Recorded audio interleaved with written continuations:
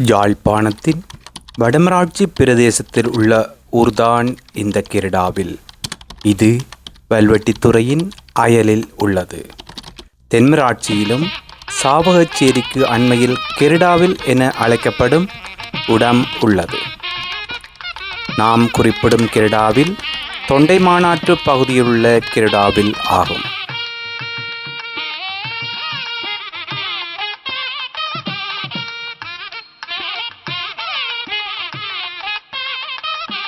பச்சை பசேலென காட்சி அளிக்கும் கிரடாவில் விவசாயத்தை பிரதான தொழிலாக கொண்ட ஒரு ஊராகும்.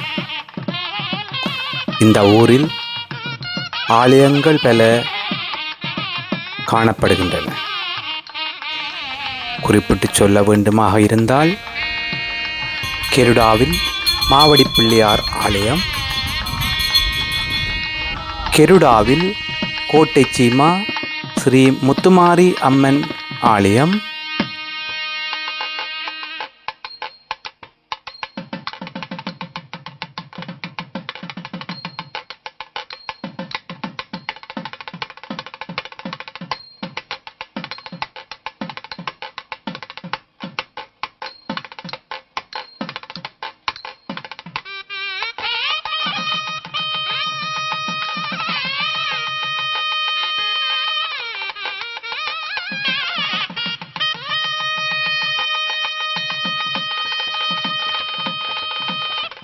கிரடாவில் செல்லமண்டலத்துறை கலட்டி முத்துமாரி அம்மன் ஆலயம்,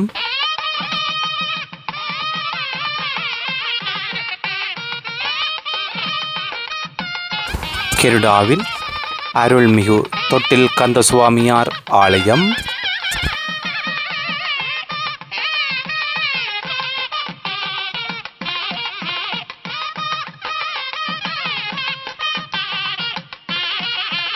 கிரடாவில் மாஜவர் ஆலயம்,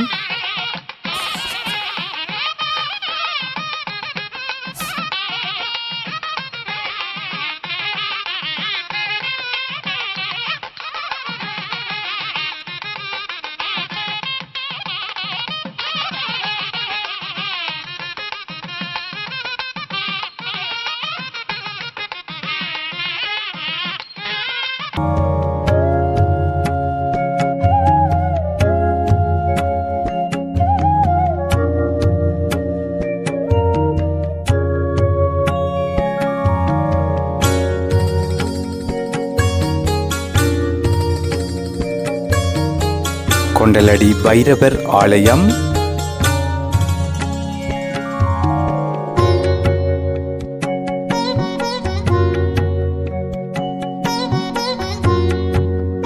கிரடாவில் ஆலடி பைரவர் ஆலயம், கிரடாவில் வீரபத்திரர் ஆலயம்,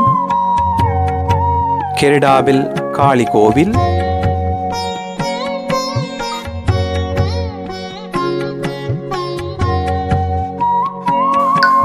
கிரடாவில் சூளைப்பட்டி பைரவர் ஆலயம் என பல ஆலயங்கள் இங்கே காணப்படுகின்றன.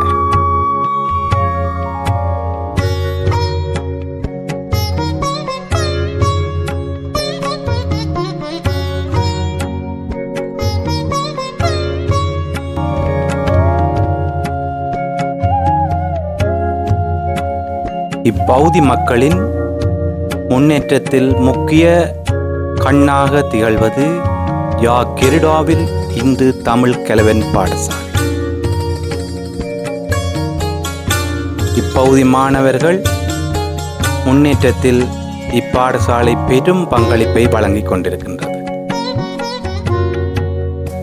இந்த கல்வியை ஊக்கப்படுத்துவதற்கு இது மட்டுமன்றி சாரதா கல்வி நிலையம் மற்றும் கிரடாவில் நற்பணி மன்றம் என்பன மேலும் கல்வி முன்னேற்றத்தில் பங்களிப்புகளை வழங்கிக் கொண்டிருக்கின்றன.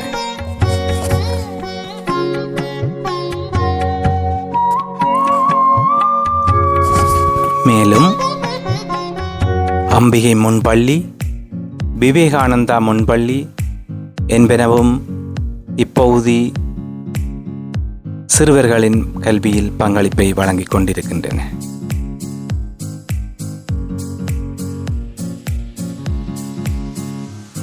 இப்பகுதி பொது நிறுவனங்களாக ஸ்ரீ சிவசுப்பிரமணிய சன சமூக நிலையம், அம்பாள் சன சமூக நிலையம், விவேகானந்தா சன சமூக நிலையம், அண்ணா சன சமூக நிலையம், கெரடாவில் மாதர் சங்கம், கெரடாவில் கமக்காரர் அமைப்பு, கெரடாவில் இளந்தொழிற் அமைப்பு, கெரடாவில் நற்பணி மன்றம் என்பனவற்றை குறிப்பிடலாம்.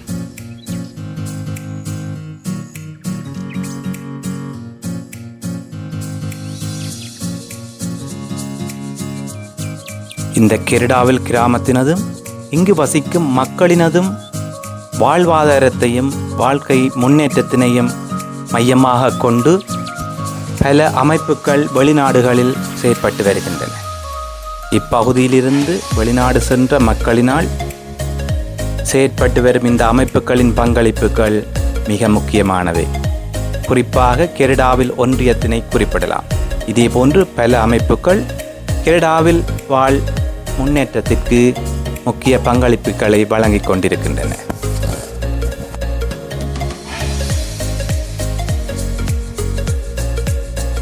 பார்க்குமிடமெங்கும் பச்சை பசேலென கண்ணுக்கு குளிர்மையாக காட்சி தருகின்ற இந்த கெரடாவில் வெங்காயம், பச்சை மிளகாய், கத்தரி, பயற்றை என பல மரக்கறி பயிர்ச்செய்களுடன் புகையிலை பயிர்ச்செய்யிலும் ஈடுபட்டுள்ளது.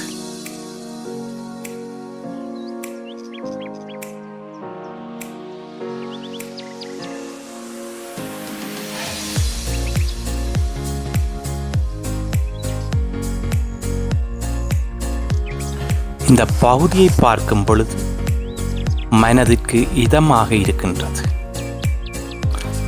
மனதில் இனம் புரியாத புத்துணர்வு ஏற்படுகின்றது.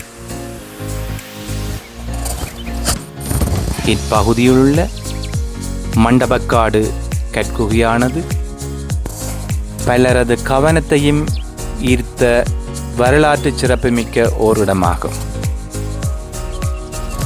பாடசாலையில் கல்வி பயில்கின்ற மாணவர்கள், தென்னிலங்கையிலிருந்து வருகின்ற சுற்றுலா பயணிகள், வெளிநாடுகளில் இருந்து வரும் மக்கள் என பலரும் வந்து பார்த்து மகிழ்ந்து செல்லும் இடமாக இந்த இடம் காணப்படுகின்றது.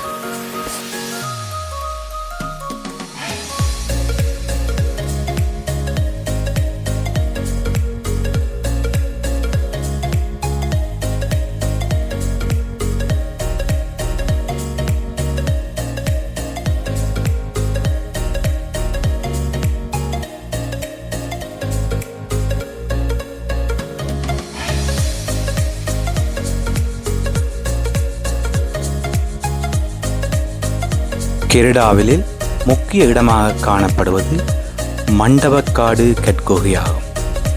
மண்டபக்காடு கற்பாறைகள் நிறைந்த கெரடாவில் தெற்கு பகுதியில் காணப்படுகின்றது. குகையின் உட்புறத்தில் அரச சபை போன்ற அமைப்பை கொண்டதாகவும் பல மண்டபங்கள் இருப்பதாகவும் இவ்வூர் மக்கள் குறிப்பிடுகின்றனர். 4 பக்கமும் குறுகிய வாயில்கள் காணப்படுகின்றன. ஏறக்குறைய அரை மைல்களுக்கு இம்மண்டபம் பரந்துள்ளது.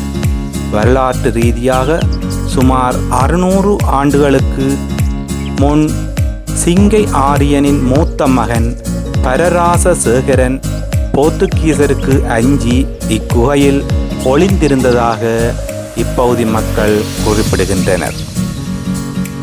இந்த மண்டபக்காடு குகையின் வடக்கே அரை கிலோமீட்டருக்கு அப்பால் சின்னமலை ஏற்றம் என்ற பகுதி காணப்படுகின்றது.